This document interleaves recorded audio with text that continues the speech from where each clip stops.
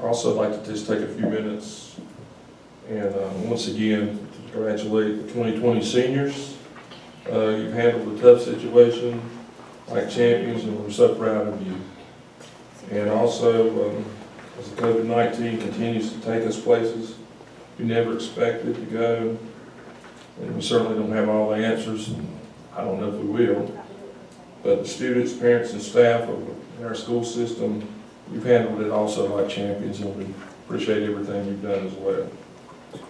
And also, before we have our moment of silence, I would just like to say the uncalled for situation in Minneapolis has caused unrest in our cities and our communities, and we just need to pray for peace and ask God to bless this country, because it's in a mess right now.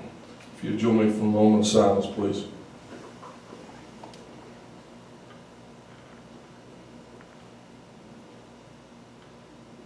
Thank you. At this time, would you join the Board of Education in the Pledge of Allegiance? I pledge allegiance to the flag of the United States of America, and to the republic one nation, under God, indivisible, with liberty and justice for all.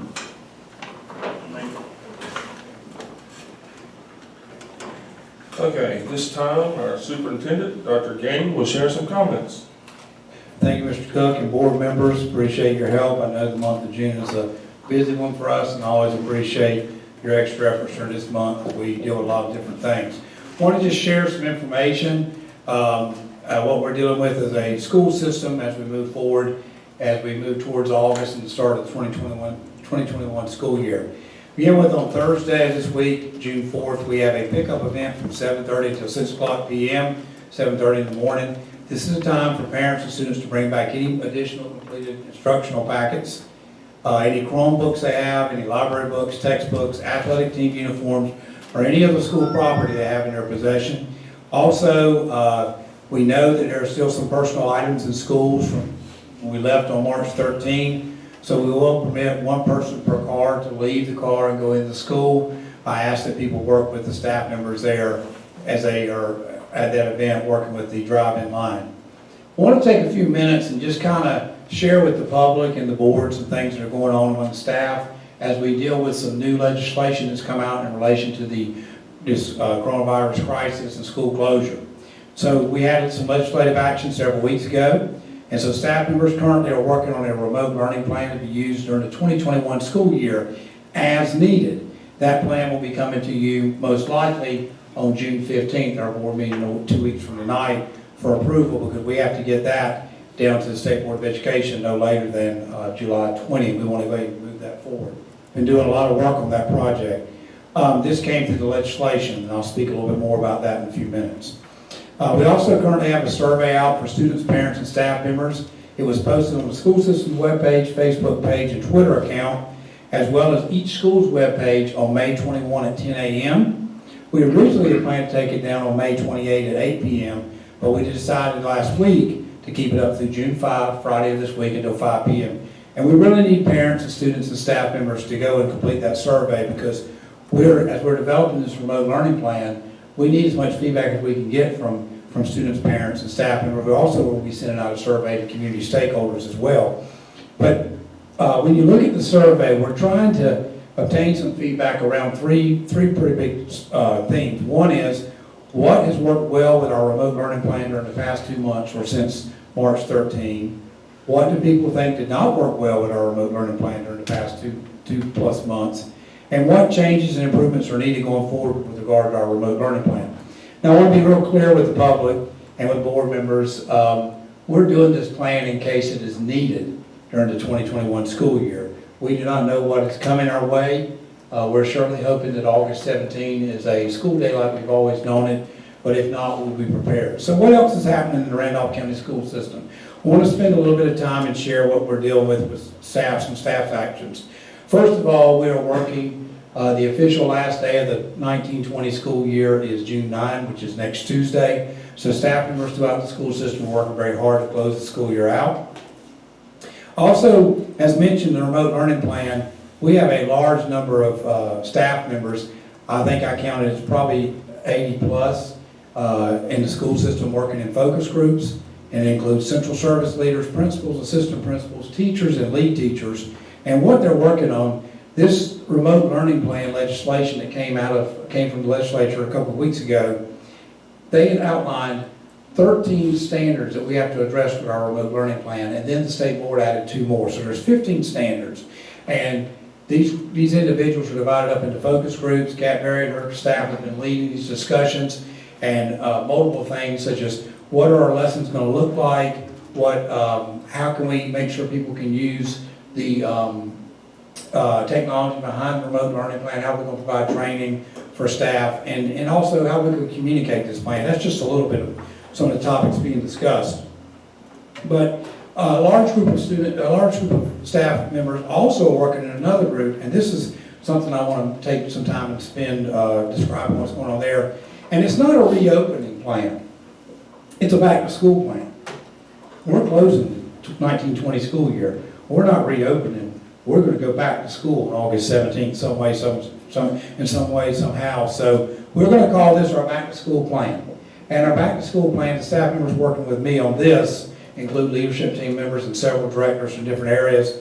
And we're looking at 6 areas, and I want to spend a little bit of time on this. One area is academics, and just to give you some ideas, nothing's set in stone yet, but some things we're talking about is what were our standards for our lessons, our lesson plans be in remote learning, and that's also being addressed in the remote learning plan work. Another thing is, how will grading be done if we wind up back in remote learning at some point? How will attendance be checked and recorded? Will students do remote learning when they're not on campus? Very likely. And is there a possibility that we can bring everybody back to campus, but knowing that some will not be comfortable and we could have them learning remotely? Don't know. We're looking at a lot of options. Beyond that, we're looking at some more concrete options, like are we going to be on an A-day, B-day schedule? That may be possible if we get asked to have social distancing, because it's going to be very difficult for a school with 600 kids to bring all of them back if we're still under those expectations. Are we going to be on an A-week, B-week? Don't know. Are we going to be on a split shift, like half the kids come in the morning, half in the afternoon? I will tell you one thing that needs to be out there on some of that is, if you do a split shift or some of these things, we've got to be careful, because I don't know what our resources are going to support. We can't run buses 4 times a day. We struggle now with the level of funding we get to run them home in the morning and afternoon. So just a lot of conversations going on there. Communication is another area we're working on. What steps do we take if a student or staff member gets COVID-19 during the school year? I was in a meeting a couple weeks ago, and I think if somebody thinks we're going to come back to school and no one's going to get it, and that's our measure of success, I think we're probably not, the likelihood of success may not be very high.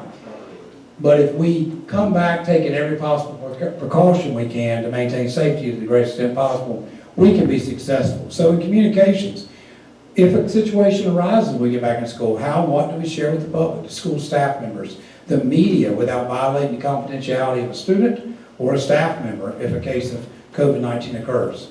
Another area is finance.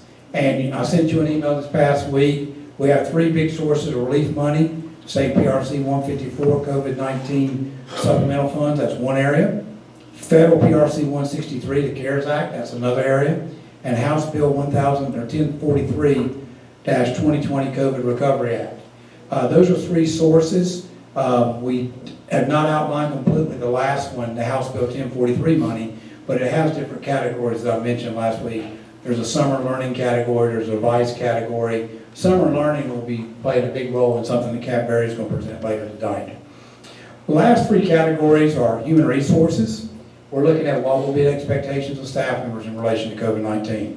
What precautions will be taken in terms of safety measures to be implemented to assess symptoms with staff members. Operations is another area. What will be our cleaning protocols for different areas on school campuses, such as bathrooms, media centers, classrooms, buses, locker rooms, cafeterias. What extra cleaning supplies or resources will be needed when to address concerns on campuses? And finally, the sixth area we're working hard on is student services, and that's got a lot of variety in there. Number one, we're very concerned about the social emotional status of our kids when they come back. We have lost school for 2.5 months. A lot of things kids connect to at school, whether it be athletics, clubs, chorus, band, other activities. So bringing those students back and addressing social emotional issues is going to be real at the forefront of our minds. Also, what precautions are we going to take with students to assess symptoms that students may have of COVID-19? And then a big question out there now is what will be the plan for extracurricular activities in terms of starting dates, cleaning and safety protocols, when we start talking about marching band, chorus, athletics. Spoke to the high school and middle school athletic directors last week and principals, and we talked about athletics is shut down until June 15th in terms of workouts. But we did talk about, should things continue to get better and we can move to the next stage, nothing will be inside initially. No locker rooms, no gyms, no weight rooms. Everything will have to be outside. And then we were talking about this with our athletic directors and principals about going ahead and making plans now on, Randleman High School has one football field right between both schools, so you can't be bringing out all the groups at once on the same field. So scheduling some of that, just like at other sites like Southwest Campus is that way as well. We talked about if we move to that first stage of opening up workouts, the groups will be 25 max, including coaches in the 25. So, Mr. Chair, board members, I just wanted to let you know some things we're discussing. I'm quite troubled. I'll be the first to tell you. I am quite troubled by where we are. I'm quite troubled by the thought of not bringing everybody back on August 17th and having school. I've said for weeks now that I told the principals back at the beginning of May, I said, please do not get sticker shock by the relief money coming our way. To give you an example of how little that relief money can do is if we put a mask on every child, which is not something we're proposing, but if we were required to do that, a mask on every child for 188 school days, if we bought a $5 mask, would cost this school system $14,130 to do. Well, that would use all of our resources plus many more. And so we're going to have to be very crafty and strategic in what we do. I know the kids want to come back to school. I know the parents want them back in school. And I know the staff wants them back in school. But I felt like as we get into the beginning of June, we're going to continue to watch what's going on. Supposedly, Department of Health and Human Services are releasing a document this week. I would tell you, I believe we will get recommendations. I do not believe we'll get as many requirements as maybe some people believe. And what we're going to do is we're going to rest on the good, solid strategy of staff members throughout this system and their concern for safety well of students and this board's concern for safety of students and employees.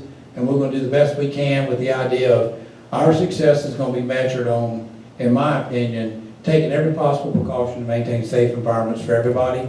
And how we deal with things that come up along the way, we will deal with them in as positive manner as we can with protection for the employees and students to the greatest extent possible in terms of confidentiality. So, Mr. Cook, I didn't mean to use that much time, but I did think that it was important that the public begin to know a little bit more about what's being discussed, because right now what we're hearing, we're not hearing, and I told the teacher leaders this on Thursday, I think I met with them. If you ask me today, could we come back to school with everybody, if that was the answer I had to give today, based on everything I'm hearing, the answer would be no. Do I like that answer? Absolutely not. I don't like that answer at all. I want the kids back on campus. I want us to get back to school the best we can, but based on what we're hearing, we probably would not be able to do that. But we have a lot of little pieces in there. Just to give you an example, and no one wants to talk about this in some of these groups, but so if you go on these separate schedules, one way you do it, we're going to spend way more transportation money than we have or we typically spend. Another way could run our child nutrition program in a big deficit. So we're caught in the middle of some things, and we're going to keep hoping for the best, and we're going to keep planning. And I will answer any questions as we move through time with this, but I wanted to get that information out to you. So, thank you, Mr. Cook, for giving me that time, and board members. I noticed on your report, or Beverly sends out, you're having a lot of conversation with superintendents throughout the state. You guys are talking a lot. Do you, I'm assuming a lot of that's about what's coming up, but do you feel like, do you have a connection like with the state board or anybody that you feel like they're listening? And I mean, because just like you guys really know what's going on and what to expect in your system, and sometimes I feel like this people in the state, they just kind of, hey, we're going to throw some money at you and that's going to fix it all. Are they listening, do you think, at all? Well, I think we've got to a point where we're getting past, you know, we started out early with some hard, fast rules about how grading was going to be and hard, fast rules about schools stopping. And now we're getting to a point where I think a lot of that's getting ready to fall to the local level. And what I'm going to do is I'm going to continue to work closely with staff, continue to collaborate with my colleagues, but I'm also going to remember that I represent the people of Randolph County, and we're going to do the very best we can for the parents and kids of Randolph County, and take care of them, because that's what, end of the day, I think they expect my staff and I to do, and that's what I know this board does. So I don't anticipate, and of course, one day you hear this, the next day, the last thing I heard was that somebody said the governor was beginning to say what was going to be required that every elementary kid wear a mask. I heard that late last week. Now, whether he said it or not, I heard that somewhere. So it's like every day we're hearing something different. But I think it'll be a range of recommendations. We were on a conference call the other day with our board attorneys and several other board attorneys, and I felt like that was the theme that Jill and Elizabeth kept pushing out. Elizabeth, unless I missed something, was, you know, you're not going to get a hard, fast rule of what to do. Because when you start making that, there's got to be resources that may come with that aren't going to be there. So we're going to do the best we can, and that best will be with the staff we have. It will be focused on taking care of kids and taking care of parents' kids, because that's what they want us to do. We've got to get back to school somehow. Dr. Gainey, I appreciate you being transparent, and I'm going to ask you a question. You may not know the answer, but you're always transparent. I know I've got a lot of questions from parents. When would be, because of the thing that A week, B week, and parents are concerned, first and foremost, we're concerned with the health and safety of our students and our staff. I understand that. If we do get back, when is the last moment where they can make a decision on athletics and how they're going to look? Is it August 1st, or would they go further than that? Would they consider, and I'm asking you questions, you may not know hypotheticals, but a lot of parents, because they don't get these years back. And I know you're an athletic guy, you appreciate athletics, but I don't know how that, do you have any insight on how that's going to work? Well, I was in a meeting for about 90 minutes last Monday night, Memorial Day, with the Athletic Association. We're looking at a lot of things. There is momentum, and one of the things I pushed was if we were going to extend the dead period, which is the period of non-activity workouts, the decision was to extend it to June 15th. One of the things that a lot of my colleagues on that board and I said, we've got to tell people something more than just that. If we're actively working on a plan that if things continue to progress upward and positive, that we could start opening things back up, we need to let the membership know. So that was in the message. Mr. Biggs, I've thought all along, and this is just Stephen talking. This is Stephen, outside of the board or anything, as far as the board of directors, I'm not, when this thing started playing out, I would hope that we could hang on as long as we could, even if it meant starting up competitions in October and using the month of September to get kids in real good shape. I'm worried about, I've talked to a couple coaches and they seem to be same concern. Kids are out of shape now, and I'm not being critical of kids, but they're not in the shape they were in March. Yeah, they're going to be winded. There's a lot of things going on. I grew up believing there was a different kind of shape for football, basketball, and baseball, and I knew when I changed sports, there was a window of time where it was difficult to get in basketball shape from football and baseball shape from basketball. But I hope and I do believe that Q Tucker and her staff want to hang on as long as possible, because whether you realize it or not, some people don't. athletics and extracurricular activities are really what do keep kids going. I mean, you've got kids that come to school that want to be in the marching band, they want to be in the chorus. That is the interest, and they're going to do well in school because they want to be involved in those activities. So I'm going to hope that we can continue to progress like people feel like we are, some of the medical side, and we can get to something and open the doors. One of the reasons I wanted to meet with the athletic directors last week and when Ashworth and I met with them is I didn't want to get to June 15th and if something ramped up, all of a sudden, all right, now you got to make a plan. So right now, I hope they're planning, because we talked to them about start planning, because we're not looking for June 15th. You know, if June 15th gets here, we have to extend the dead period, and so be it. But I'm really looking for June 15th to be a different moment. I hope it will be. So, and we talked to them about help each other, and let's all work on this. We can't have 9 coaches doing exactly what they're supposed to, and then a 10th coach somewhere in the state doing whatever, and we have a big outbreak somewhere, and it shuts things down again. So I'm just going to hang on as long as we can. Appreciate it. Okay, thanks, Dr. Green. This time I need a motion to adopt the meeting agenda. Okay, so now we need to do the roll call, right, Elizabeth? That's correct. We've got to do the roll call vote because we have somebody participating remotely. Okay, we'll start with you. Trace Bowles, aye. Brian Biggs, aye. Gary Cook, aye. Sharon Farlow, aye. Fred Burgess, aye.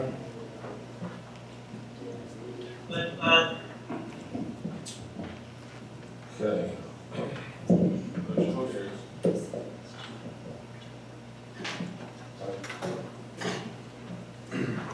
Okay, at this time, we'll move on to the information items. Dr. King. Okay, board members, want to present an information item to you tonight.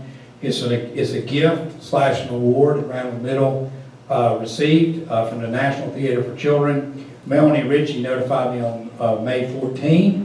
Principal Randall Middle was $250. They're going to use this money to purchase science materials for hands-on learning experiences for students in 6th grade science classes at the school. It looks a little unusual. The email I put in your packet is dated May 26th. That's because when I went to print it kept cutting the date off, so I had Melanie send it again last week. But she notified me on the 14th.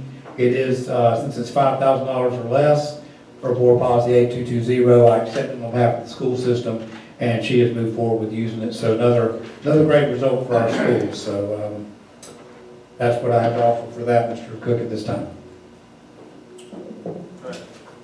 Is this time we'll I know it's very favorable, but it's given by the theaters that we're using for science, or we're able to do that, no problem, you know? Well, I'm not questioning what we use it for. But yeah, it was sponsored by, it was from the National Theater for Children, but it's sponsored by Duke Energy. So, yeah, I try to hold to what the language when they give it to me, because they usually just forward straight. You know, we had one last board meeting that embedded in who gave the award was another group. I think Pizza Hut was involved in something last time. I'm like, but I couldn't figure out how to note Pizza Hut. But I do see on her email this award was sponsored by Duke Energy, so I imagine that's what's pulling into the science. Okay, now we're going to talk about an update on the Uri Ridge 612. Nancy and Nancy, how you doing? Can't very silent, right? Good evening, Chairman Cook and Dr. Daney and board members. Thank you so much for the opportunity to come share with you tonight a little bit about what's been going on at Uri Ridge 612 since really fall. Our last update to you was on October 21st, and at that time we shared some facility updates. We've created a chemistry lab out of a middle school science classroom and added some equipment, some virtual reality goggles and other pieces, and had some special projects going on out there in some science classrooms and some grant funding for computers, and so some exciting things that happened at that point. But I'm excited today to come give you a more current update and talk about, first, the numbers. And the numbers are important. When we embarked on this journey several years ago now, in the fall of 16, we started having this conversation. We've had a middle school that was barely over 50% of its capacity. That school can hold 650 students, and in the 16-17 school year, there were 337 students there. So each year, we've added a grade level. We started in fall of 17 by adding a 9th grade class, and then fall of 18, we added our first sophomore class, and then those students became this year's juniors, and we're excited that next year we'll have our first senior class. Based on current projections for next year, the fall enrollment ought to be around 533 students, which will put us to about 82% of the campus's capacity. So we're very excited about that, but beyond that, we're excited about what opportunities students at URA Ridge have. The first note was intentionally the first note because I think it's certainly a point of pride for that school. With a junior class of about 54 students, over 40% of those students have enrolled in CCP classes with RCC. The next closest is at a traditional high school with about 20% of the eligible students taking CCP classes. Those students collectively have accessed 110 seats this one school year on the community college campus. And if you're a parent of a college student or have had one recently, you can do the math and translate what kind of tuition and book savings that is for those students in that school. Also in the chart, there are numbers in parentheses that represent the previous 8 years class and the students who chose to stay at URA. So you'll see that this fall, the projection is 53. That's out of not 115 students that were there in the fall of 2020, but 104 students, which is the current enrollment. Mr. Hill, who is with us as well to help answer any questions you might have, was excited to tell me this morning in a meeting that that number looks to be even too higher than that at this point, which would actually take that percent to 52.9%, which would be the second largest percentage of students to choose to stay at URA Ridge for their high school years. On the second page, you'll see a list of multiple industry tour days. These industry tours are in conjunction with Randolph Community College. Students get to tour their related program and also visit businesses in that particular industry sector. Apprenticeship Randolph has now made it to URA Ridge. We were excited to be able, even in the midst of a pandemic, to be able to hold a virtual orientation week for our candidates. And Josiah Mraz was selected at Joe Watt as the first pre-apprentice from URA Ridge. So those students are taking advantage of that opportunity as well. For the first time, URA Ridge, also with the junior class, participated in our Job Shadow Day. We've added a career exploration digital notebook. That's actually a process that will follow the students all the way through middle school. It begins in 6th grade with students following through 4 guided questions. The first is, who am I? So they do some self-reflection, and then where am I going? How will I get there? And am I on track?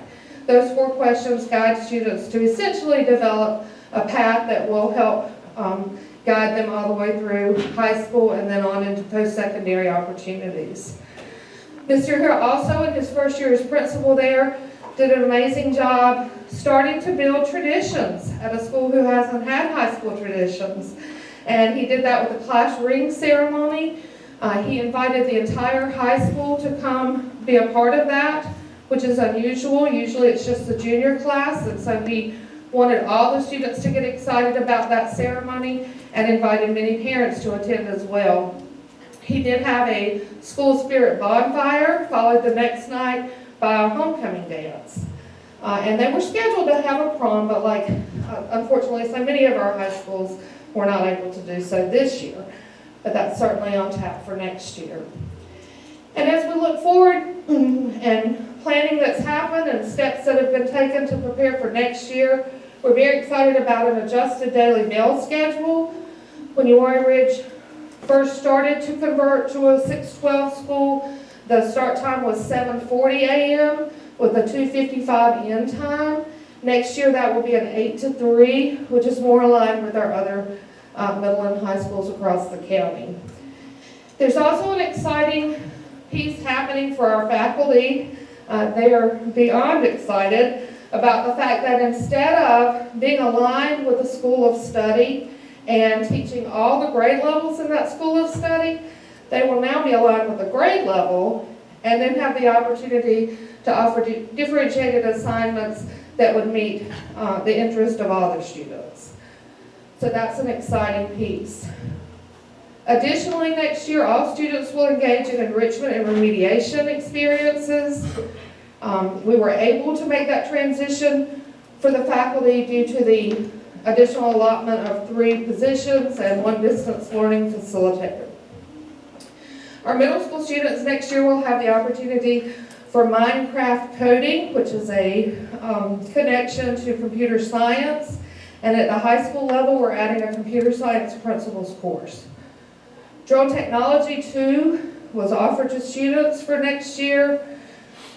Uwharrie Ridge was scheduled to hold a Mobilize Your Future Career Truck Fair in April for their rising 6th graders. Unfortunately, due to the COVID-19 crisis, that's been postponed till fall.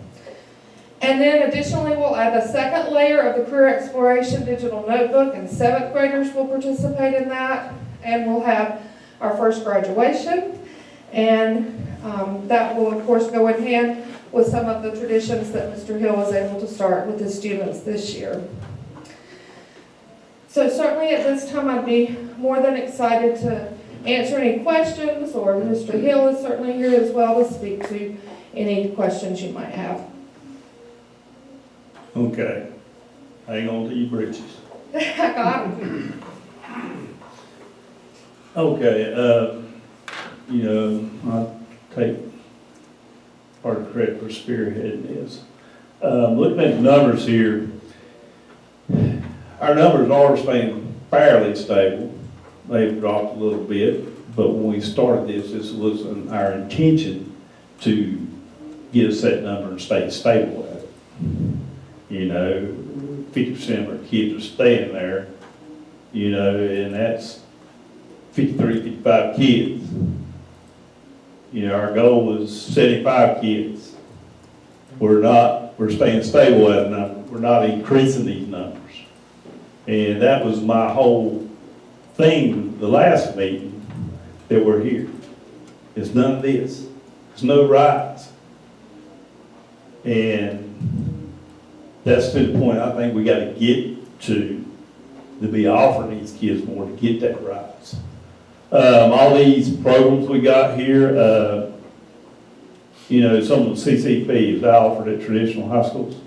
It is offered Okay. at traditional high schools. The difference is the size and, of course, the percentage of students that you are choosing to take advantage of that opportunity. Okay, yes, I mean, you go by the percentages, but when you have more seats in a school, the percentage is going to look lower. Career coaching, is that at a traditional high school?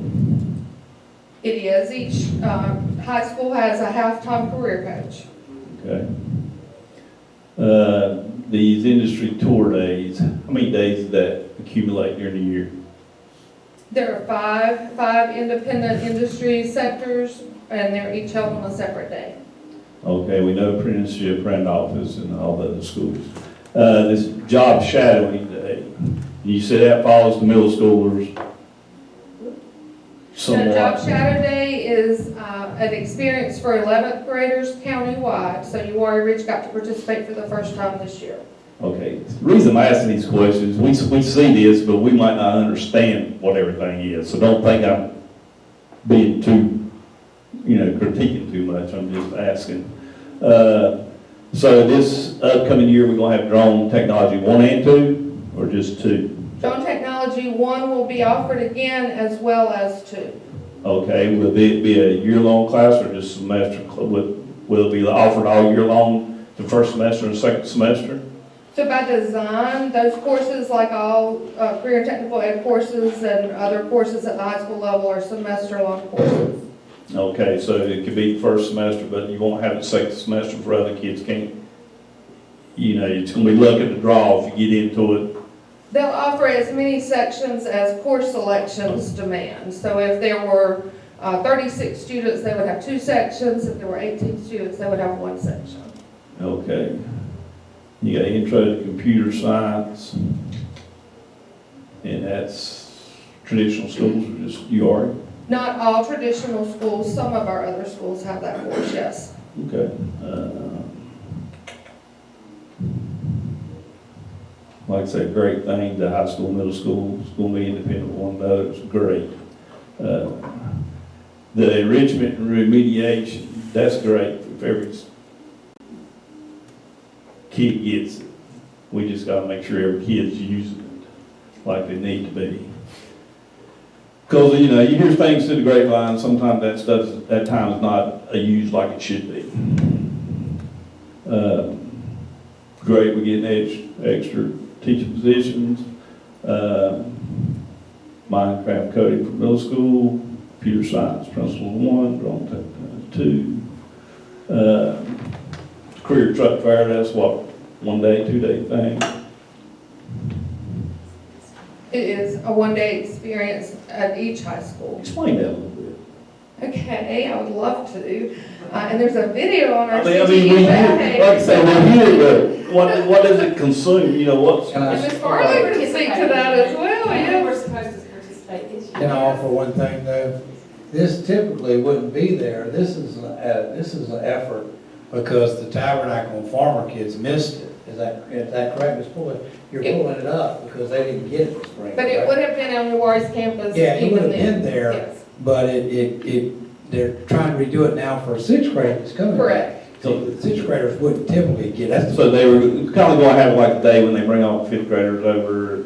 But now Yes, it's and the specific. exciting piece, the mobilize your future piece, is that we have specialized vehicles and as many as 30, 35 specialized vehicles, things from shredders to a funeral hearse, to a race car, to motorcycles from the police department, to the animal catchers, to mobile book fair from the public library, a helicopter from Novant Health, and the students are hooked by the vehicle, but then they come with guided questions from their teachers and ask questions about careers related to that vehicle.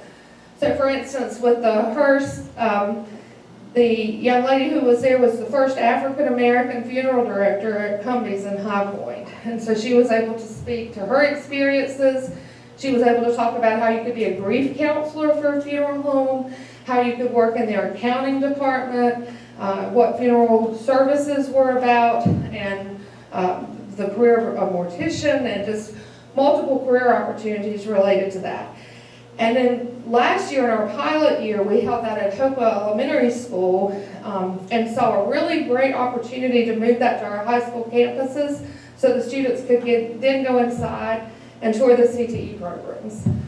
So Southwestern Randolph High School was actually able to hold theirs before March 13th, and those students went inside then and, for instance, got to use a stethoscope and listen to their heart rate for health sciences. They got to go in and watch Mr. Atwell's plasma cutter. They got to go into the foods lab and paint sugar cookies. So the same thing will happen at URI. They will go in and have experiences related to the CTE programs that will then lead to the careers that they just explored in the truck fair. So Nancy, there'll be 2 truck fairs on this campus this year because Yes, sir. the 5th graders of 2021 will get theirs in the spring. That's what I was trying to. Yes, sir, we'll I have 2. didn't say it Yes. clear. They're making up the one that they missed in the spring. That's the one coming now in the fall. And that was grant funded through our partners with Truliant Federal Credit Union. Okay, I mean, that sounds great, sounds like some, make sure I get the date where I can be there. I hope you come, it's a lot of fun. We let Dr. Gainey drive a transfer, no, we didn't quite let you drive it, did we? But you got to play the board. Cook it first. He'd be over there with a fertilizer truck or something. This, makerspace room, is that going to be a class or how, I mean, would it, teaching kids run a green screen and all that, I mean, It's That's fun. essentially a place for students and teachers to go and engage with those instructional materials and have those experiences, either as part of one of their classes or as they work on projects independently. Okay. The reason, like I said, asking these questions and going through all this, like I said to start with, we want to see URA Ridge grow. We don't want to see the steady number. The steady number, I want to see is 75 kids per high school level.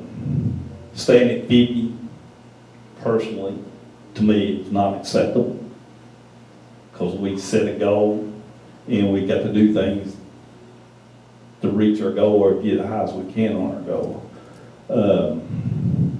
Because I talk to these kids, I see these kids, and, they're saying, hey, I'm going to Southwest, more opportunities, which it is. I mean, let's face facts as facts. And I'm going to keep pushing the issue because, we want to see the kids stay there. I want to see the kids stay there. And we got to keep building and building. We just can't get to the level we're happy where we're at. Like I say, early college has been great. It fills up. I talk to kids all the time. They leave. I've had a few kids I interact with. They left UR and they went to the early college, and it's good. It stays full. And I just want to see UR grow and see us be able to put programs there, which is going to keep these kids there. We got to have stuff there to excite these kids to stay there. And that was Dr. Gainey's dream, and everybody on this board here when we started this is their dream to have it there. Personally, I feel like we've got a little stale. And, these kids only enjoy so many computer classes and business classes, so much course, so much band. They want to taste something else also. And that's where as a board and school system, we just got to keep trying. We said from the get-go, we know this wasn't going to happen overnight. But I think if we don't press the issue a little bit along, that we'll get happy, a little stagnant. We're good, we got kids going here, we filling the building up. We didn't have to build another high school. That was part of our plan too. Our plan was to offer these kids more programs, make this one-of-a-kind school, and we got to get there. I may not be on this board when it happens, but I would like to come back and say I had a part to do with this on the ground floor. And, I ain't here to step on anybody's toes, any administration toes or not, but when it comes to things like this is what the community elected us for, to stay on top of things like this. And for a long time, we might have talked about UR once or twice last year, because we was happy the way things were going. But when you hear talking about, kids are thinking about leaving, and I know Mr. Hill and his staff talks to these kids and about staying and stuff. They work hard about it, but they do what they can do, but we got to do what we can do. If it's just that much more, that's what we got to do. Because if we don't, I feel like we promised the community that we would try, and we got to keep trying. And that's, like I say, I ain't stepping on nobody's toes. They say, think everybody's done a good job. I just want to do better. And, you may have mentioned this when I was outside. I noticed there's like a greenhouse. Is anything, do they have an ag program? They do. Did you guys We talk actually about have that? 2 greenhouses, and one is up, and I did not talk about that in this presentation, no, sir. I was just curious of what's going on, or is it, I guess, functioning off, I know ag's big for, is it growing? So at Uwharrie Ridge, and what you'll find in our other high schools that have one ag teacher, they typically have two programs, two pathways. And at Uwharrie Ridge, they have animal science and horticulture.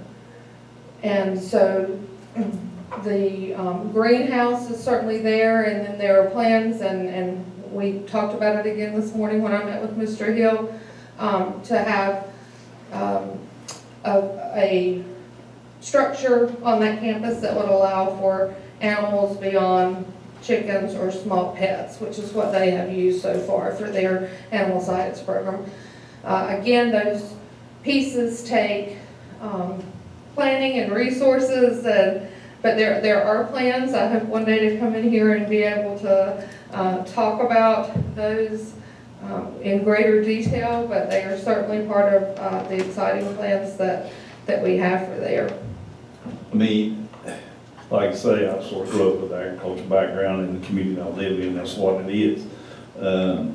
Yes, the agriculture department takes people, it takes funds and stuff. And that's where we got to get the parents and stuff at Uwharrie to buy into it and get into it. I mean, Southwest and East Randolph, they got great ag programs. They wasn't made overnight. They wasn't done by one principal saying, hey, I want to do this. We got to get the community over there to bite into this. You have to have a good salesperson on your ag program, so. You got to. If you don't have, and what hurts, Uwharrie, these other schools has got alumni, FFA alumni. Uwharrie don't have no alumni because it's new. And yes, that hurts. But that's where us as a board, us as a school system, Mr. Hill's the principal, we got to get that community to bite into that. Because, I mean, the ag programs in Randolph County is what made these other CTE programs go so well. I mean, ag's always been here in Randolph County, one of the top 5 producing counties in the state. So we got to get people to buy into this ag thing and build it where other stuff can build. If, for Brian, or Nancy, or probably both, if money was not, well, I'm saying money was not an issue, if money was not a big issue, what one or two things could you say, we'd love to have this at Uwharrie Ridge that would differentiate Uwharrie Ridge? And Money was not an issue? well, within reason, issue. We'll say Gary's type money, okay, not all this stuff. Yeah. Well, before I get into that, I do want to say that I think that, as a first-year principal and a first-year principal out there, I'm pleased by everything that we've done out there. The staff's excited because, they're going to teach at grade level, and then you're also going to have the high school, you're going to have high school teachers. So students are not going to have the same teacher from year to year in the same subject matter. That in itself, I think, will increase the rigor. And I know that Mr. Bowles talked about making sure that remediation was going to happen with all students, and it will happen with all students. After second block this year, the high school students are going to get remediation. We're talking about kids. MTSS is huge right now within our county. We're talking about when we get together now as a team, we're talking about individual kids. So I just want to kind of let you know that is, I like where we're heading in something like that. Now, if money was not an issue, I would like to see Uwharrie Ridge have something that Southwest doesn't have.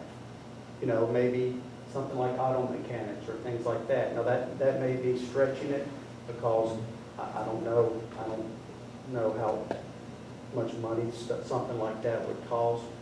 But if there was going to be another CTE program, that fell in our lap, I would like for it to be something like auto mechanics or something that Southwest doesn't have. You know what I mean? Because I think that in itself could entice some kids to stay. You know, my goal is to have 75 kids stay also. I didn't reach that goal this year, so I'll take ownership on that. And I'll try hard again next year. You know, I'm sorry, just speaking. Yep, just thinking about Okay. So, you know, to answer your question, Fred. I'm sorry, to answer your question, Fred, did you guys hear anything I said earlier? Yeah. Okay. You know, I think it would be neat to have something out there, if it's ever feasible. I don't think that it's going to be the driving source of success at the high school.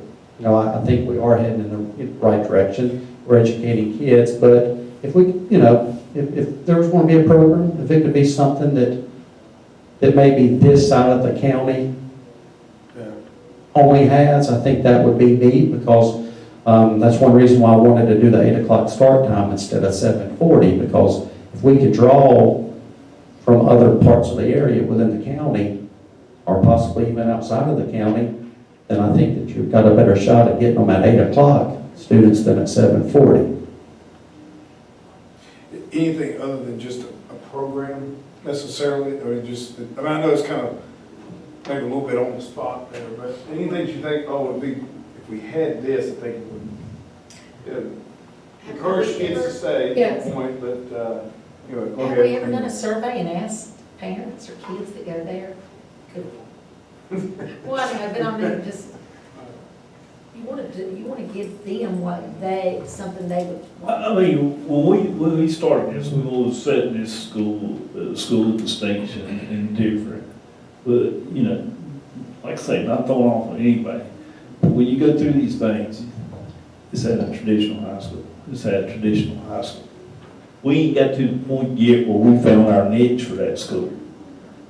You know, if we're offering programs for a traditional high school, they say, well, I can get this at traditional high school, plus I can go here and get this also. So, you know, we haven't got there yet. I know we're working on getting there. But like I say, I might have just a few more months on this board, I don't know. So, you know, I'm pressing the issue now. I mean, And you're exactly right, it does take time. I was blessed to be a part of Randolph Early College High School from the time it was in its planning stages, and then able to be a part of the implementation and opening of that school. And that school had a capacity of 100 students, and there were years where we barely had 100 applicants, and certainly didn't have 100 students. Now we have, through many years since the fall of 2006, seen that school grow to the point that some years it has almost twice as many applicants as there are seats for it. But that took time. That didn't happen in the first year or the second year or even the fifth year. That took several years to grow the school's reputation to that point. It's like 65 wasn't there for one time. We were looking Yes, for we had some low years, especially when larger, comprehensive, traditional schools were opening, new campuses. Wheatmore and Providence Grove both caused Early College to take a hit in the number of applicants, because students were enticed to stay and attend a brand new school, and that's exciting.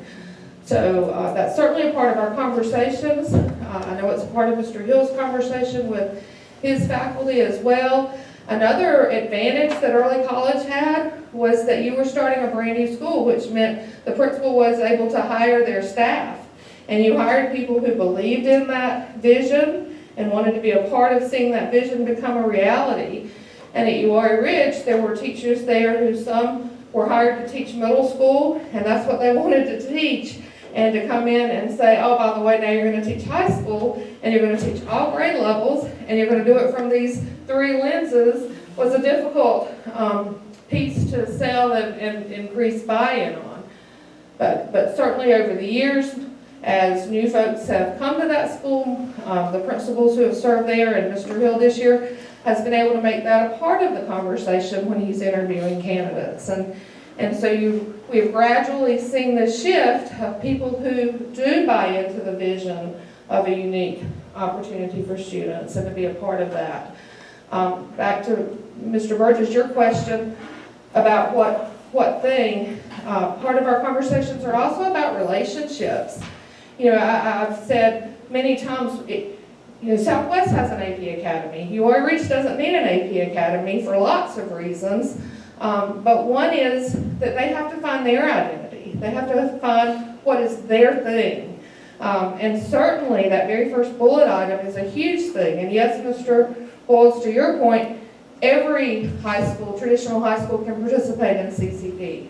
But when you have 50 to 75 students to be advised by one part-time career coach, as opposed to 500 students to be advised by one career coach, you can certainly wrap your arms around that smaller group of students and have strong relationships and keep an eye on them and provide supports that sometimes a large comprehensive high school cannot do. So I think Mr. Hill is certainly on the same page about working with his staff to foster and create strong relationships between that faculty and their students. And that's something that when you do talk, and while we haven't done a formal survey, Ms. Farlow, we've certainly talked to the students that stay and what makes their decision. Oftentimes it's because they are not excited about the drive to Southwest. It's one of those things where it's not a good way to get there from here. It's a long curvy road between Southwest and Uwharrie, and so it's closer, it's more of a neighborhood feel to them. It's a school that they're familiar with, and they speak to the relationships. Those teachers and coaches and administrators that know them by name and friends that they've been in school with since kindergarten, those are some selling points that not every school is able to say just because of size. And it is a selling point because, I mean, I've heard some parents, we did an event down at that school, and one of the things that our parents were talking about was like how they feel at home, and, just like I know Ron's personality, or when you're principal of a school like that, I'm sure you know every kid's name, and, this kid's develop a relationship, and that's a comfort zone. And also, when we're building Wheatmore and Providence Grove, now, we split communities. Now that didn't sell too well at the end, but you're keeping a community together, so that's a plus. And another thing, I think that smaller setting now with everything going on that's a big selling point too. I mean, that's a safety thing, that's a health thing. I think that's a big sell right now. So I think it takes time if you guys stay on the right track, because I remember the early college when we were having a conversation similar to this, this ain't gonna, all this work, because they were worried when it was like, I think we planned on 100, and maybe it dropped off. People went the other way after the first year. I mean, somehow we got down, I think it was 65. And I remember people, they wouldn't admit it, but they were worried. And that has been another interesting phenomenon with this school, is that the students who are choosing to stay there typically stay there. We haven't seen a large drop. That first senior class is almost as big as it was when it started in 9th grade. So we're excited about that as well.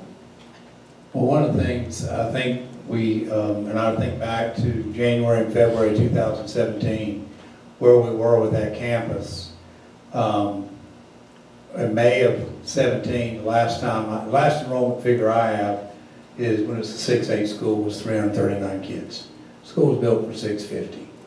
I can remember in front of the commissioners saying we were going to address the space issue, because at that time Southwest High was the most crowded school in January of 17, 104%, and we were bringing 300 high school seats to Southwest Zone, which was a critical issue then, because a lot of people don't realize that what was on the board before my time was Bill Wheatmore, Bill Providence Grove. I can always get the order when they were built. I think it's Providence Grove first, then Wheatmore. Is that the order?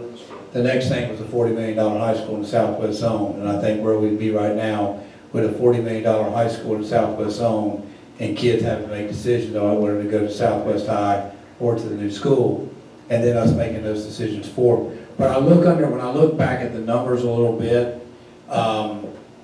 The middle school numbers as of January 10, 2020 were 320 kids, so 19 off of the last middle school numbers when it was a straight middle school. So I'll be the first to tell you that you're right, Mr. Boyles, we've got to figure out what that hook is.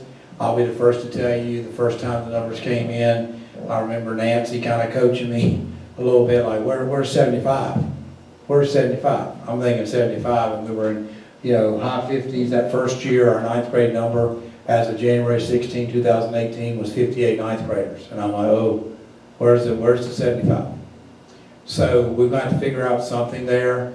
We are capped on sewer and water, the water sewage. We can't go above 650 there, but we're going to have to figure out something. My first year here, Mr. Cook, the graduating class at Early College was 62.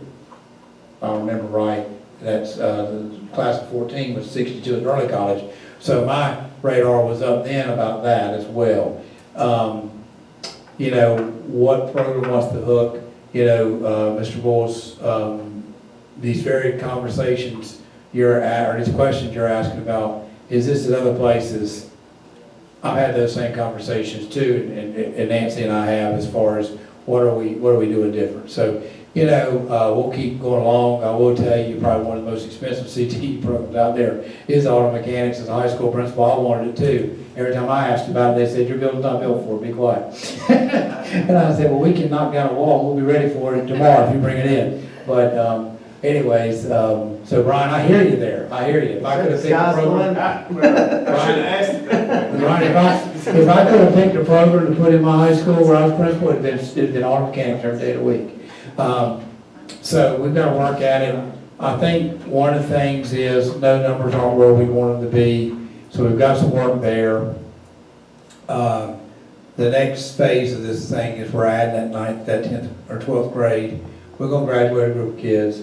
We're going to see what happens from there. To Mr. Cook's point, one of the things that kept me a little bit even on the Early College after that first year when I saw 62 kids was all that's going on out there. I do believe the small high school environments are attractive to people. And so we can play that, but that's not going to play forever.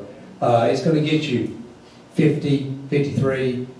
One of the classes this year, I think the freshman class year was 60 kids.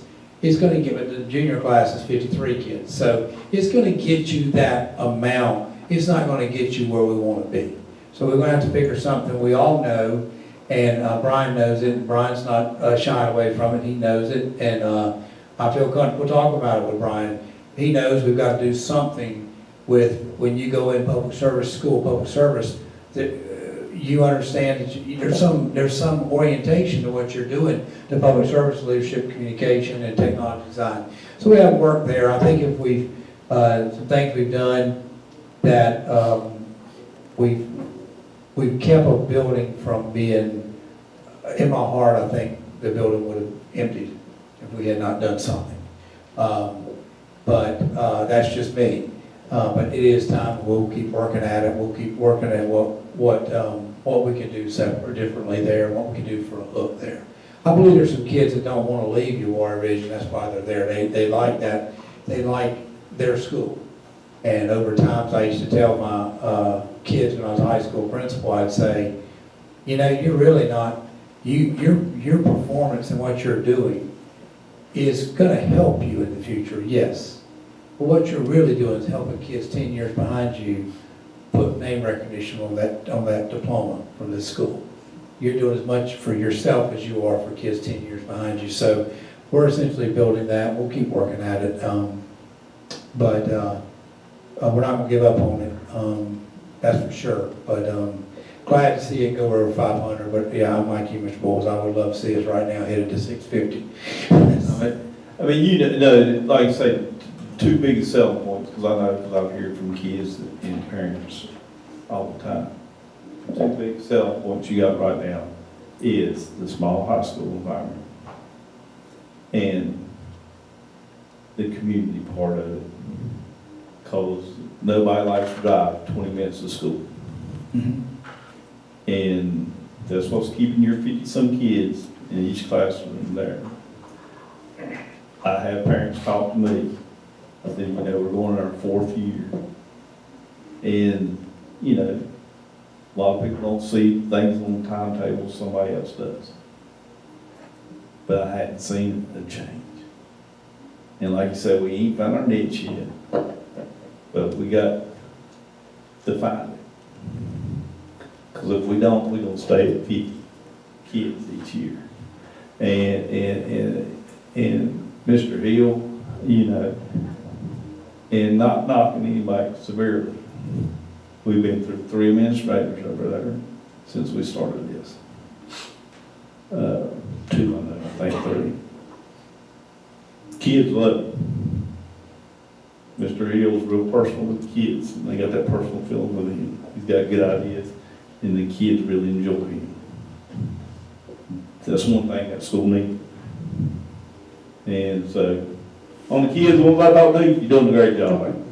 So, I got work to do. Well, I'll be curious to see, 2 different times we talked about, and I tell you the other thing that people didn't see that was going on was we were beginning to really struggle with it when it was a middle school of 330 kids, being able to keep the electives going and all. We were beginning to really struggle, but to Mr. Grosh and Mr. Hill's credit, there was a time when Mr. Grosh asked for extra position because he had to be at a point to the high school classes, and what he told me was the parents, they get it, but they need to see them in the schedule. It can't be that they're there because we had enough kids to make it.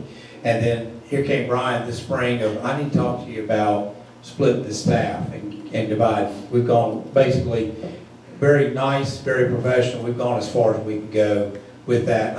I'm going to look to that to be some, be a big morale boost. I think, some of the kids I talked to and told them about that, they're looking forward to that. Because like you said, having the same teacher teaching the same subject for 3 years, I mean, things get stale. I mean, Yeah. you come in, how the teacher's gonna be, whether you like her or him, whether you like him or not, and that just puts the mindset in the kid. I didn't get along with them last year, I'm not getting along with them this year. I didn't like them in 8th grade, and here I am in 9th grade, 10th grade, and I got them again. So, and that's kids being kids. They don't understand. Like I said, you got a problem with a teacher, you never thought it was maybe you're the problem, So I think that's gonna be a great thing. I think it's gonna work well to your benefit. I think it's gonna help the scores over there go up. Every kid doing remediation, that's gonna be great for the scores over there. So, I'm looking forward this upcoming year, and I hope it, blows the top off everything. Well, we rolled the dice with it because that's a chance we need to take. They can grow into those extra positions, and that's what they'll do. But over time, hopefully it'll help with the separation of staff. So we rolled the dice because if you're going to start a project like this, you need to be, in my opinion, there's points where you have to take risks to keep the project going. And I think this is the point. I'll beat that horse to death another time. Beat it another time. Good, thanks, Nancy. Thank you all. I did find one person that mentioned the hunter safety guy, said he was okay. I had to look really hard. Thank you, guys. Thanks, Brian. Okay, so we need a motion to approve the consent items. So moved. Have a second? Second. All those in favor say aye, state your name. Tracy Bowles, aye. Brian Biggs, aye. Gary Cook, aye. Sharon Farlow, aye. Fred Burgess, aye. Kenneth Glenn, aye. Motion carries. We'll move on now to the action items. Dr. Dean. Okay, board members want to bring you this, we'll bring it to you every year because this is I'm really not, this is not something that I want to, I'll give you any feedback you want me to give you on this, but the North Carolina School Board's Action Center, we're a member of the School Board Association. We work very hard. Elizabeth works with us, and they work hard to keep our policy manual up to date. We get great efforts there. We get a lot of support on different topics that come in, legal topics. They'll give us stuff, and I think you see some of that as well when there's hot items out there. But this action center started, it's probably been around 5 years now. What it does is it's essentially an extra advocacy group beyond just the advocacy that the School Board Association gives. You know, Leanne Winter is who I usually talk to a lot with the School Board Association with things when we're talking about the budget and with the legislature. But this is an extra piece. They put in place the amount, if we want to engage in it. The third page of this shows the size of our school system, so our amount will be $5,000. It looks like they've kind of started going down the avenue of local bills. We've not had local bills really impact us since I've been here, but there have been some local bills, and there's some people pushing for local bills in some places right now regarding, I think there's some calendar issues and stuff of that nature. But they make a point of that this time, that entitles your board to enhance advocacy service lobbying activities by School Board Association on local bills. And I may have missed that, but that's what I read, is that kind of seemed to be the new feature they were talking about. But again, our amount will be $5,000, and I'll, so Mr. Cook, this time I'll turn it up to the board. Y'all decide what you need to do, and we can go from there. I think in the past, 2 or 3 years, we didn't go with it, right? Yeah, we have not done it in a while. I think one of the conversations that we had, I think we have a good relationship with our local legislators, and I know you're constantly, and we all talk to them and have kind of an open line. I know you do, and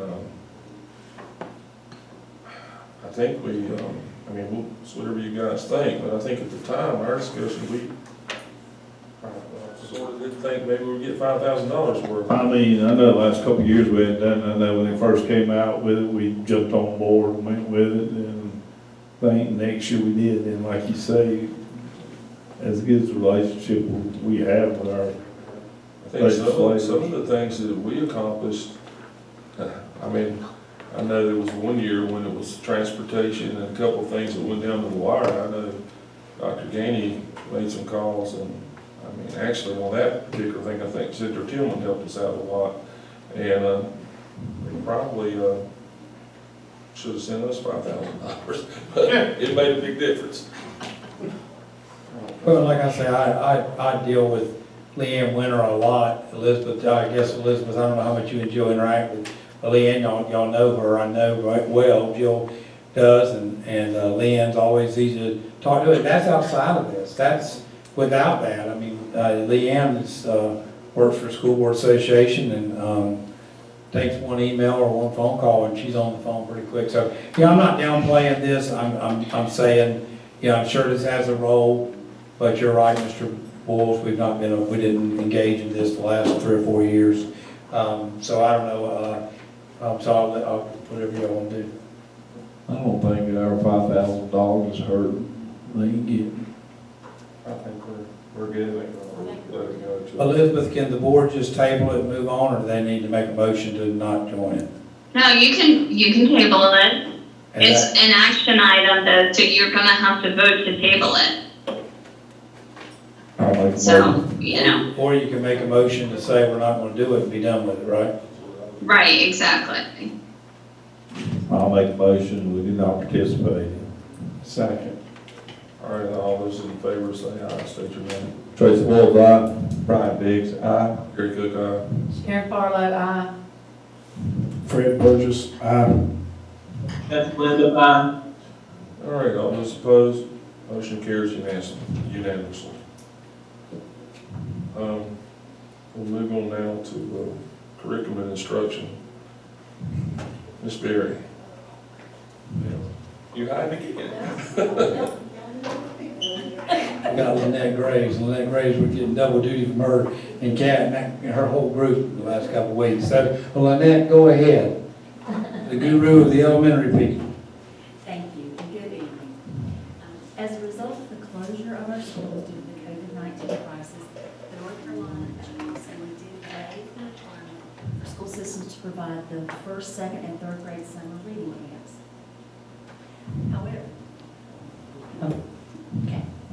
However, House Bill 1043 was passed, and it does direct local school units to provide a supplemental summer learning program for students whose learning has been negatively impacted by the COVID-19 crisis. And this supplemental program is for current kindergarten, first, second, third, and fourth grade students in the areas of both reading and math. We do have plans to hold our supplemental summer learning program from Monday, July 6th through Friday, July 24th. And all instruction will be provided remotely. Parents will have the option to indicate if they would like for their child to participate electronically or if they would prefer for their child to participate through the use of a paper pencil packet. Elementary teachers are going to be hired at each school to support the students in this virtual learning process from students from their own school. And we are planning for teachers to have 2 work days in the month of June to prepare and make plans for this instructional program. At this time, I'll be happy to take any questions you may have. Okay, in the past, with the summer reading camp and all, there were students recommended by teachers to take, correct? Or Actually, it was based upon the diagnostic, the K-3 diagnostic data, or the first, second, and third grade M-class data, which is what we've used in years past for third grade EOG results. With us not having that data this year, the House bill does state that the math for K-4 will be based upon the teacher recommendation from this year's current teacher. K-3 students will be based upon a diagnostic assessment along with teacher recommendations. So we have used some iStation data from mid-year that we're using to help identify our K1, 2, 3 students. And then our fourth graders will be based upon this year's teacher's recommendation in the area of reading. okay, you just answered my second question. Okay. So how are you going to find these parents? Invitations have already been mailed out, and their schools are in the process of collecting that information. And parents, it is completely optional. They have the choice to say yes, they would like for their child to participate, or no, they would not. And then they also have the option to check they would like paper pencil or they would like it provided digitally. So we don't know how many teachers to hire yet? Not yet. We're waiting on our numbers, but principals are already kind of surveying their staff and gathering interest because we will have a quick turnaround, and we want to hire as many teachers as we can so that the instructional groups will be as small as possible to provide as much individualization as we can. Will that require a device to go home possibly? It is not going to, for 15 days, we are not going to be sending a device home. It is in the month of July, and we anticipate that some of the devices that are scheduled to be returned will still probably be being sanitized and assessed, for usability for the next year. So that's why parents have complete autonomy to choose what they would like for their child and what works best for their family if they choose to take advantage of this opportunity. And there's a special category of that House Bill 1043 money. If you're on the email I sent you the other day, there was, I can't remember all 4 categories, but one was summer learning and one was devices. We're hearing different feedback on devices now on that piece, but summer learning was geared towards this program. So that's why we did not include it in any other areas, because we're not going to be able to use that money for anything but summer learning. And Ideally, I think all of us would like face-to-face time with kids, but there's not going to be an opportunity for that with what's still going on. I mean, if everything had cleared up, it'd be one thing, so that's why we're still going to have to do some remote stuff. And Mr. Bowles, to your point about the reading camps, correct me if I'm wrong, Lynette, there was also the children who qualify based on test results were covered by the funding on the reading camps, but there was also the opportunity for the children to request to come and pay their own way. Correct. And we've had, I don't know if we have 1 or 2 maybe a summer that. We have had just a very small handful. I think last summer we had one child, one family make that request. So, and this is so it's interesting to me that before we could even turn around, the summer reading camp money had already been put out to schools. That's 633. 38 million of that total 50 million, which we got 633 out. 38 million of that 50 million from what we were told came from the summer reading camp. Well, then they didn't cancel summer reading camps. I'm like, well, you spent the money. What are we going to do? So it's interesting that they got canceled and now we're here with this. But at any rate, at least they provided funding. For several weeks I was concerned we were gonna be asked to do this without any additional funding. So, and we still don't know to this moment exactly what's coming in that category. Right, so, and also the way the House bill reads, I mean, obviously, there's no criteria as far as NEOG necessarily measured by, it's just based on if they feel they're affected by COVID. Well, I think we could probably have 16,000 students that could say they were affected by COVID. So, I mean, obviously, we're not gonna have that many students sign up for it. And if we, oh, well, that's true, all right. So if, yeah. But if we have very few students sign up for it, so the 633, what's one go? That's in a different category, but that's not even touching this. Okay. That was the first stuff we had right before spring break. Okay. So. If we don't use the money, what happens to it? Well, I guess we're saying, on this pot of money, you know, it has these 4 categories, I guess, so if we didn't use it for summer reading, will we have more for technology? We don't know yet. Now we've heard a different read on the technology money too. So we thought technology may come based on ADM. It may, that device money that, Right. but now we're hearing that it may not be based on ADM and there may be systems that don't get it. So we're a little concerned about that. But they're still debating that. What would happen with summer learning money, what we don't spend? You know, for years, Mr. Boyd, I remember, and I think it was you'd ask us how much we were returning, we returned, and finally they said, oh, what you don't spend, you can spend on remember it was K3, we were able to spend it on some Chromebooks and all we left them in, I think it's grades K3. So I don't know if that kind of situation would result, Mr. Burgess, but we'll surely push for that. So hopefully that, we'll push for it. And whenever you said, as far as the teachers from each school, so if one school only has 2 kids sign up for summer reading, we still would have a teacher from that school to, so to speak, or is it, how does that work? Well, we will have to look at the numbers when they come in on Monday, June the 8th. And it may be that if there's a very small number, you know, a teacher may be responsible for teaching multiple students in multiple grade levels if there's only, 10 children in grades K4 who signed up. And we also need to look at the number of students who will be attending for reading, or for math, or for both reading and math, because that will also be a factor in terms of the amount of instructional time that's needed to be provided by teachers.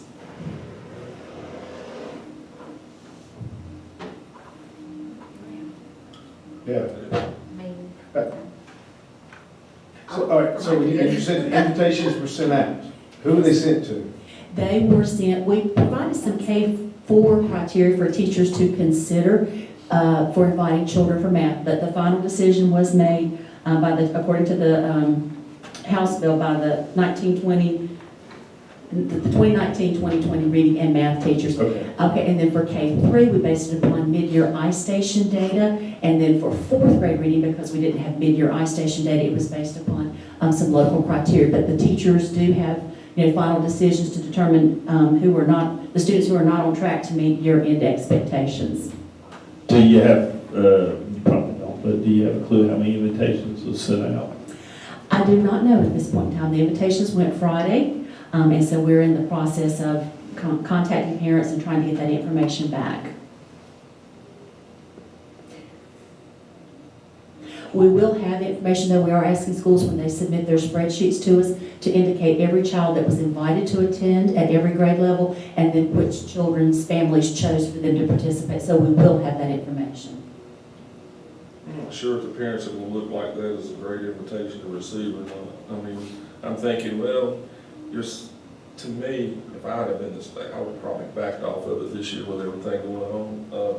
I'm thinking, you get something like that, says, well, you did a terrible job at home or something. I mean, I just don't think it sends a good, you got to play with the rule, what they ask you to do, but I'm thinking that just doesn't make a whole lot of sense. We've had this for 3 or 4 months, and let's put it on a few for. Well, they're probably basing it on the time that they were in the classroom. I know, I hope parents realize that though, because I'm thinking, they send those packets home and you don't do everything right. You are correct about that, Ms. Carlo. There was a lot of debate that went on early on about what the beginning of the school year was gonna look like. There was talk at one point about, I guess it was, 5 weeks left to the first reopening, when the governor first put a date out there. There was a conversation at one point about taking 2 days off every week, being 3-day weeks, and putting those 10 days, 5 weeks, 10 days on the back end of the school year, extending the school year. Well, that didn't make it. Then there was discussion about starting the school year and debate, on different groups at Raleigh. Debate of starting the school year for 2021 on August 1. That didn't make it. So when you get to the end of this, I believe this requirement kind of came out of maybe some conversation of not getting the year started early. What are we going to do for kids to get them going? There's what happens June 9 when school's officially out? I think parents have played ball with this very hard for 2.5 months. What's going to happen June 9? We don't know as far as the response to these invitations. I think a lot of it will play into the teacher's involvement in it and the parents valuing the teacher saying, I think your kid needs this. Flip side is what you're saying, Mr. Cook, there's another variable we won't be able to control. The best thing would have been if we could have brought them to us, but we can't. And that's where it kind of ended, because Lynette, I think a lot of people would like to bring the kids to them, but we're just not going to be able to. And so we'll do the best we can. We'll see where it goes. And hopefully it will help some kids. And I like the idea that teachers were able to weigh in on what kids got invitations. I really like that one. Okay, any more questions? If not, we need a motion to approve, thanks Lynette. We need a motion to approve the 2020 supplemental summer learning program. So moved. Second. All those in favor say aye and state your name. Trace Ball, Brian Biggs, aye. Gary Cook, aye. Sharon Farlow, aye. Fred Burgess, aye.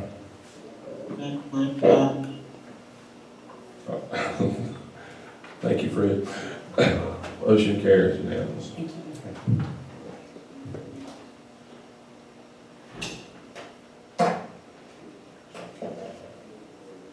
There's Marty Trotter.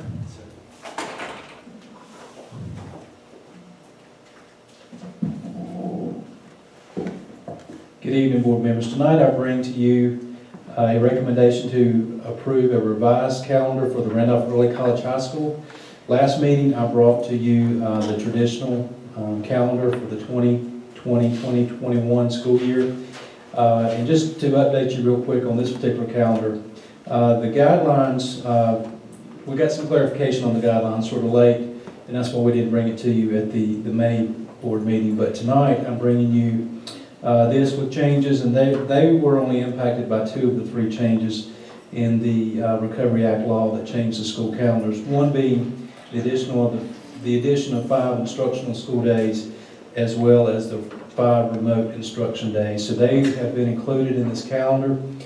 Shay went back and added a couple days to the beginning of the year, 2 days at the end of the year, and then made one of the work days in October a remote learning day. So that's how they picked up their 5 additional instructional days. And then they've got the 5 remote days scattered throughout. There's one in September, one in October,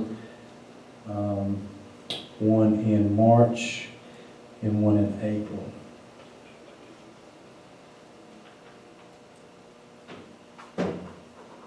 One in February there, I'm sorry, Friday the 5th in February. I knew there should have been 5 there. So that is their calendar. They didn't have to meet the August 17 start date because they were already starting earlier than that particular date. So tonight I just bring this to you as a recommendation to approve the revised calendar for 2020-2021.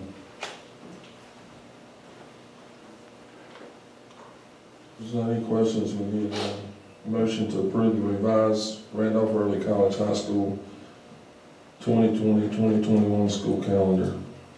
So moved. Have a second. Second. All those in favor, say aye and state your name. Tracy Bowles, aye. Brian Biggs, aye. Ray Cook, aye. Sharon Farlow, aye. Ray Burgess, aye. Opposed? Motion carries.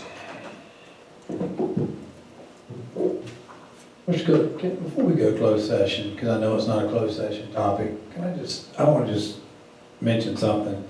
Because just watching and, you know, I understand that you guys are getting hit with a lot of stuff too. And we're struggling with some things. For instance, there's a source of relief money that we're getting that we want to use on child nutrition. And Todd's working very hard to campaign to get the deadline for the use of that money beyond where the deadline is. Because quite frankly, if the deadline stays where it is, it'll be very difficult to do what we need to do with that money. So I understand, I just want to say that to you, when we, just like this summer learning program, I get it totally. And I appreciate and respect your responses and your questions, because ideal world, we bring these kids to campus.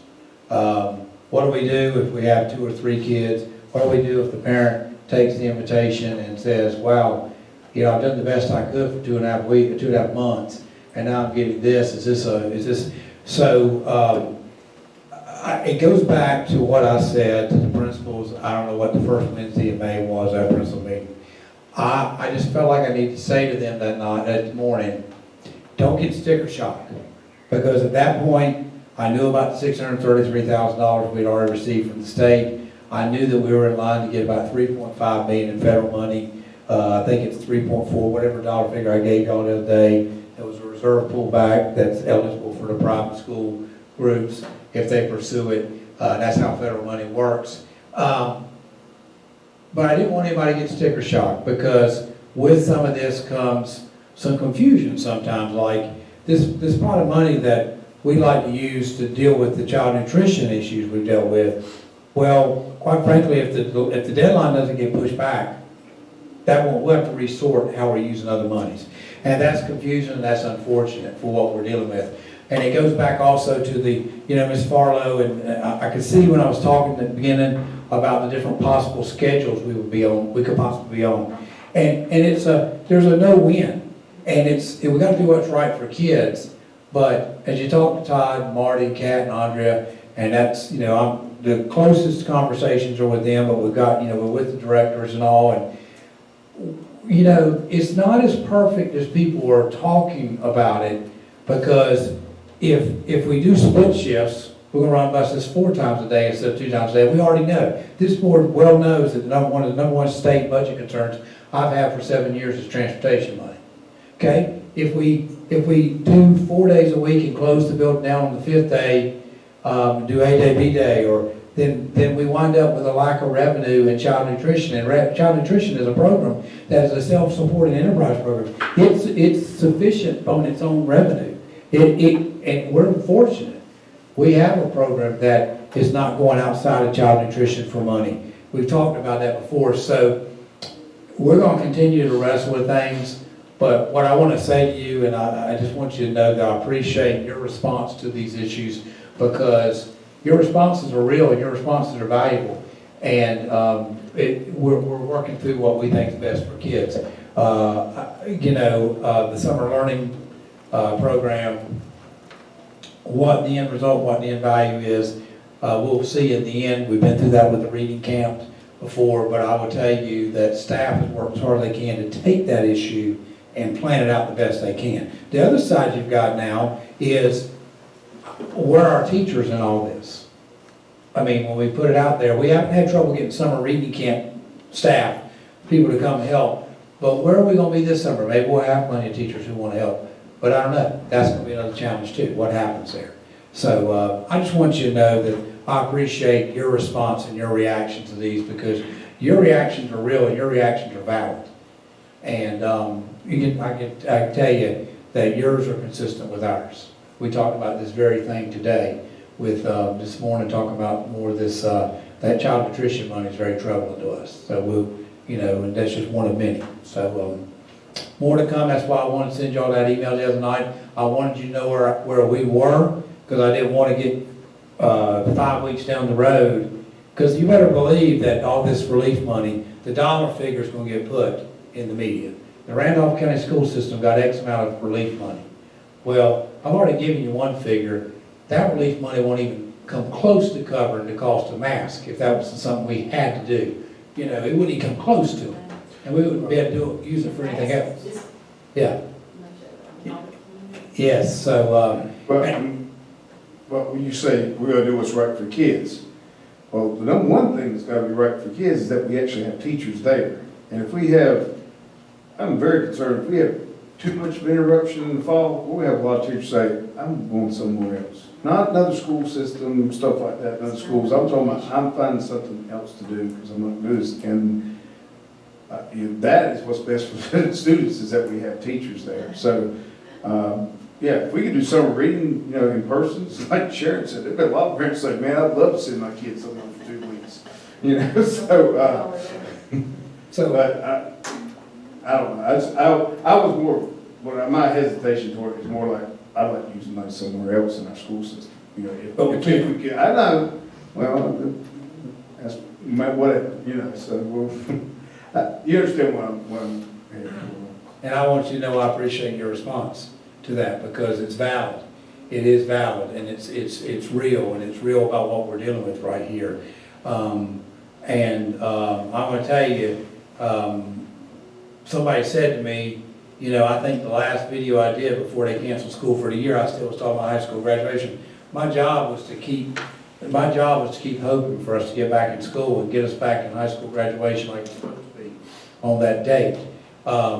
You know, and so between now and August 17th, I'm gonna keep hoping that somehow, some way we get the kids back on campus on August 17th, the way we're used to seeing them.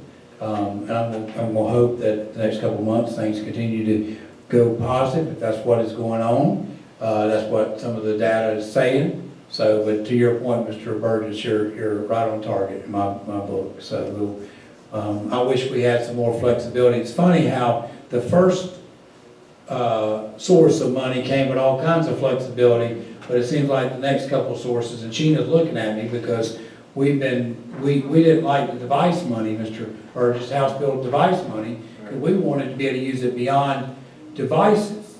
We want to be able to use it for service, connectivity, and then Sheena gets involved in a meeting the other week, last week, and finds out there's going to be some systems that may not even get any of it now based on tiers, and so we're now very concerned about will we even see some of that. So, and that's led Todd to kind of getting ready to, okay, where are we going to move? If we can't do that, what are we going to do? So we're going to keep battling for the kids of the school system and staff, and we've got to make a situation where we get our teachers back in these classrooms the best way possible. So I totally agree with you.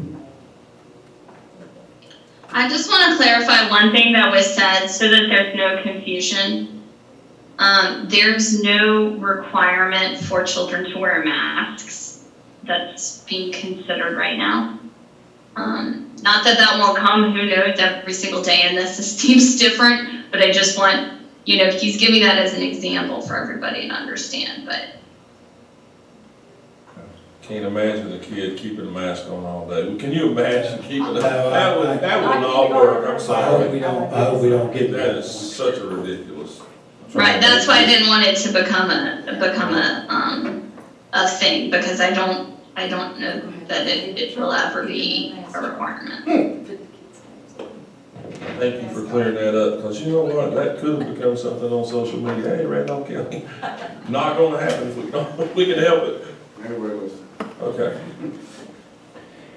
I move that the Randolph County Board of Education will enter into closed session pursuant to North Carolina General Statute to preserve the attorney-client privilege to discuss confidential personnel matters protected by North Carolina General Statute and to discuss confidential student matters, if needed, protected by FERPA. All right, we have the motion. Have a second? Second. Do we have to do the? Yes. Okay. Tracy Bowles, aye. Brian Biggs, aye. Very good. Sharon Farlow, aye. Red Burgess, aye. Matthew has left the building. Motion carries. We're now in closed session. All right, I'm gonna leave and get back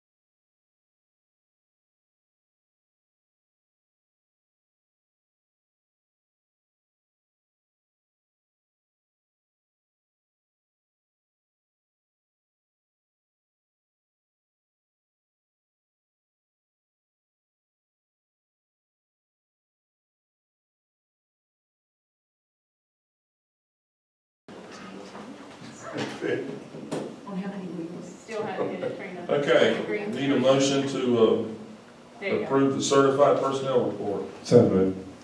Have a second? Second. All those in favor, would you state your name and say aye? Tracy Bowles, aye. Brian Biggs, aye. Gary Cook, aye. Sharon Farlow, aye. Red Burgess, aye. We need a motion, okay, I'm sorry. We need a motion to approve the administrative appointments. So moved. A second? Second.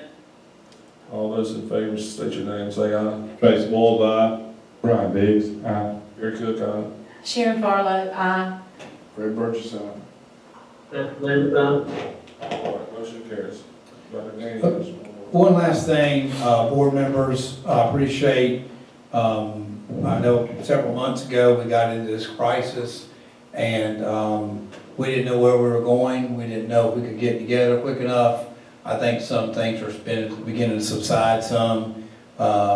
We've now had, 3 or 4 regular meetings in a row now, after the March meeting got delayed from a Monday to a Thursday night, so I don't know what I need to do, Elizabeth, but I would be more comfortable. Was never real comfortable because I've always believed in working as partners with the board. We never had to use it, to my knowledge, but I would like to know what we need to do next to nullify the agreement that gave me the opportunity to go without board action towards board policies that we started this crisis with. So if you could advise us what's next on that, Elizabeth, so that we could get back to our normal procedures with the board and I. Board members, I do not remember any time using it. The closest we came was early on when we put the inclement weather policy in place. Used it, expanded it that first day or two till we got together. We did some things there, but that was even before that. So I would like to find a way to nullify that and get back to the relationship that the board and superintendent typically have on paper, which has been that way. So my understanding is that the authorization did not have an end date, and so the board would simply need to vote to terminate the authorization granted to the superintendent on, I believe it would have been March 19th. Beverly, was that the Thursday night we met? I don't know if that was the night we did it. Maybe that was the Thursday, but. Can you look in the minutes real quick? Are you talking about that policy? No, when they voted to give me authorization to, Oh, no, you know what? it was April 6th. Yeah, April 6th. It wasn't 3 nights. Can you check real quick? Do you have a chance to check? Hold on, board members. I don't want to close out this meeting, Oh, and it's on my screen, this meeting. Well, I mean, you don't have to put the date on it. You could simply move to terminate the authorization granted to the superintendent that suspended the requirement for board approval. Is there a kinder way to say that than terminate? What? Is there a nicer way to say that than terminate? That sounds really harsh. how about nullify? Nullify, let's do That work, Elizabeth? Nullify is fine. it. Okay. Just wanting to fire you. Well, and to my point, Elizabeth, and board members, I would prefer that go away. I value the working relationship, and I would prefer that go away at this point. We've not used it, and I don't see a need for it to stay alive. Okay. So we need a motion to nullify the powers that we gave the superintendent to act, I guess, on our behalf in emergency situations, for that to go away. Well, Is that- now, there may still be emergency situations that come up. That's a little broad, because the Yeah. superintendent does have some powers in an emergency regardless. Help me one more time, please. I need help. Sorry, there's like an echo. You're hearing yourself, but you're so loud. You're talking. Is somebody ready to write it down? Yes, you're talking louder than I am. Help me. Move to nullify the authorization granted to the superintendent to deal with the COVID-19 crisis at the board's April meeting. Let's write that down. She lost me after authorization. I've got it. We got it. Got it? Okay. So moved. Thank you. Have a second? Second. All those in favor say, state your name, say aye. Tracy Boyles, aye. Brian Biggs, aye. Gary Cook, aye. Sharon Farlow, aye. Fred Burgess, aye. Cliff Leonard, aye. Okay, motion carries. And real quickly, you know, even the least little thing that come up, and I know you didn't use it, but he would call myself, or call you, or call Mr. Biggs and just talk about things. I mean, I appreciate how you handled that. I mean, you really weren't comfortable at all doing that. I mean, it was not. I mean, I can tell you that. It was like, I don't want to. But anyway, we appreciate everything you have done, your staff has done. You know what, you really, as bad as the situation is, I mean, it's kind of nice to have someone like you to work with through it, and I mean that very honestly, because you have, I mean, I've called him with some, I mean, like, off the wall stuff. I mean, you just don't answer it. I mean, the time he takes and I'll try, I mean, I feel comfortable, and that's worth a lot. I've been in a situation where I wasn't comfortable making the calls and stuff, and I mean, you know what, if it's a tough situation, you say, well, just have him call me, and that's worth a lot. I mean, he'll take you right out of it and handle it for you, and I'm sure I'm speaking on everyone here, we appreciate it, we really do. Handle this thing well. Okay, so, anything else? Need a motion to adjourn this meeting. So moved. Have a second? Second. All those in favor, state your name and say aye. Chris Moore, aye. Brian Biggs, aye. Gary Cook, aye. Sharon Farlow, aye. Anthony Leonard, aye. All right. Fred. Oh, I don't think you did. Fred Burgess, aye. All right, we're now adjourned.